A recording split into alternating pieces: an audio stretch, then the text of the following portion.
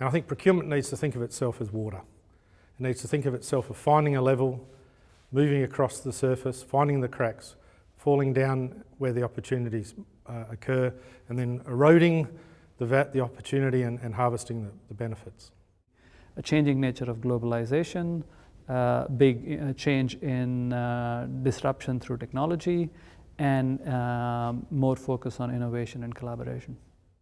Today it's very difficult because risk has so many different variables for us to get our arms around predicting risk and events that may occur. I think with the opportunities for us to be able to deal with much more data and to get more insights through sensing technologies in the marketplace, we're going to be able to learn about the real causes of risk. Blockchain will become pervasive and transactional activities will be replaced by augmented intelligence technologies that can help our procurement professionals. I think our procurement professionals will focus on soft skills, on relationship management, on creativity and in innovation, and on collaboration with suppliers. You're in the office and you want to know how much you spend with a certain supplier, and you just ask Alexa or equivalent type of technology, and it gives you the answer. Or you ask how much you spend with the supplier, or what is my risk position with that supplier, or where could I find new suppliers in China? And you get the answer immediately. Nothing is going to be as it is today in that time.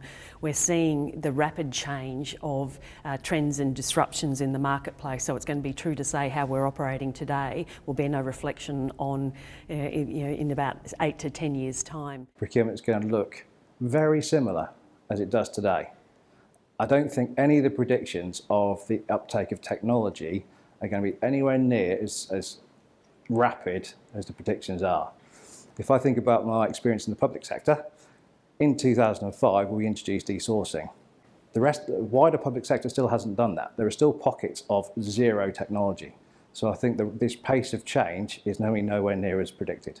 I see a continuation of automation, a further development of AI, perhaps some cognitive. I think it's inevitable that we will see the innovations that come from digital transformations becoming the forefront of our function. I don't think that will take away from the requirement necessarily for us to be spearheading the drive, working with our suppliers to drive cost efficiencies and innovations. Of course, you'll need oversight for the process that's now automated, but it's going to be a much smaller, thinner process than what we're currently used to. But there'll still be very much a need to operate on an end-to-end basis and drive value across the supply chain at a strategic level. That's how procurement's going to evolve, in my opinion. And I think increasingly procurement projects will be termed, they'll just be business projects.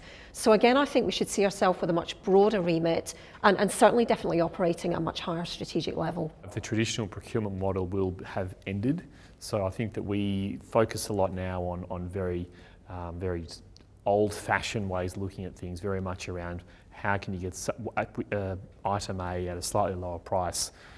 Those things are incremental. We really need to be thinking about how do we build partnerships, how do we build structures, how do we actually get our suppliers really hooked into the business. I think certainly on the direct side we're going to have some serious environmental challenges, so the plastic pact that was announced today will have a massive impact on how we engage as a business.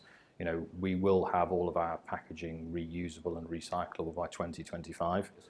But I think then going into the digital sphere and talent management and everything else within procurement, it's just the change is even more rapid. So predictions for 2025 I think are kind of meaningless.